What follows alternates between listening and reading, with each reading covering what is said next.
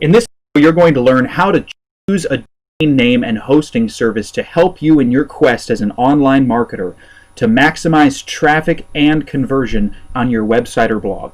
Now, your goal when picking a domain name is to choose a name that not only represents your brand and lets people know what you're about and what's unique about you, but also positions it to influence your customers' minds. You'll also want to include keywords in your domain name so that it's more likely to come up in search engine results when people are searching for a particular phrase that's also in your domain name. Here's some tips for choosing a good domain name. The first is to keep it short. Now, it might be hard to find a domain name that's only 1 word, 2 words, even 3 words, but I would go for 3 if possible, otherwise 4. Keep it memorable, something that's catchy and is going to stand out in people's minds, that's not easily confused. Like I said, make it clear what you're all about and what they're going to get there to the degree that you can. And also something that's hard to misspell. If it's a certain word or your last name or some kind of industry jargon, then keep it simple.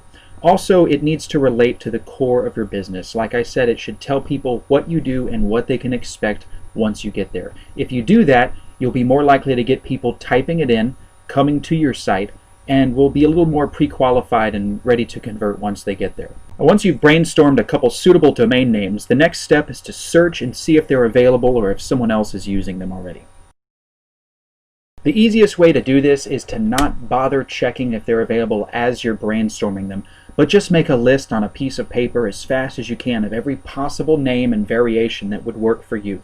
Then go to the same place you would to purchase a domain name. We'll give you a couple places to go later, and type in the domain name and see if it's available. Narrow it down to see which ones are left, and then of those that are available, pick the perfect one for you. The next step is to choose a place to purchase and register your domain name. The most popular domain registrar is GoDaddy.com. You've probably seen their Super Bowl commercials. They have done a pretty good job. A lot of complaints though come through them. It's hard to transfer out later on. I prefer Namecheap. The domains are a little bit less, not as much upselling and confusion when you're in the process of purchasing it in your shopping cart. And you can also get a domain name through the same company that you use for hosting. We'll cover those in a minute, but if you're using Bluehost for hosting, for example, you can also purchase a domain name through Bluehost, and that could save you some time as you won't have to transfer the name servers later, which is a small step but can be confusing at first if you've never done it. Once you've got your domain name taken, then it's time to choose a hosting service. So what exactly is this? Well, I won't bore you too much with the technical details, but long story short is things appear on the internet on certain websites because those websites are hosted, and all of the pages and the words and the images and videos are saved somewhere in the cloud using servers like the one you see here in this picture. So basically you have to pay a certain company a fee each month in order to have your website's content appear on the page when people go there. Now, here's a couple criteria to keep in mind when you're choosing a hosting company to use. First, look at the price and what you get for the hosting package that you're ordering. How much can you save online? How much traffic can it handle?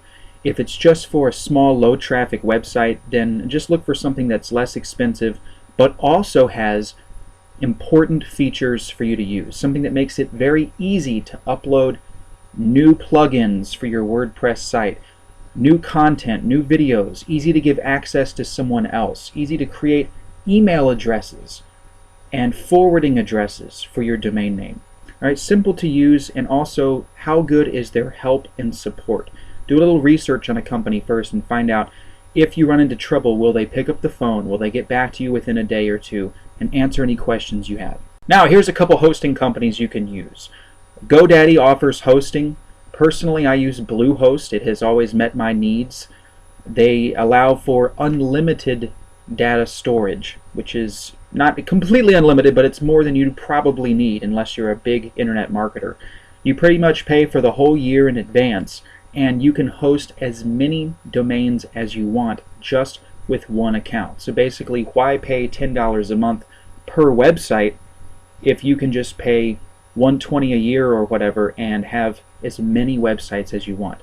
HostGator is very similar to Bluehost, and there's also 3 new ones on the scene worth looking into: JustHost, iPage, and Arvix. Once you've got a domain name and hosting set up, then it's time to create your website. Your website is going to be the central place where people find what you have to offer and make purchases.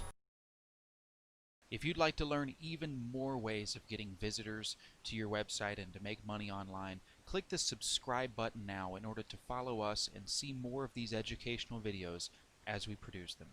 It's very important that your website be set up to be appealing and also influence people to take the actions you want them to take, like subscribing or making that purchase.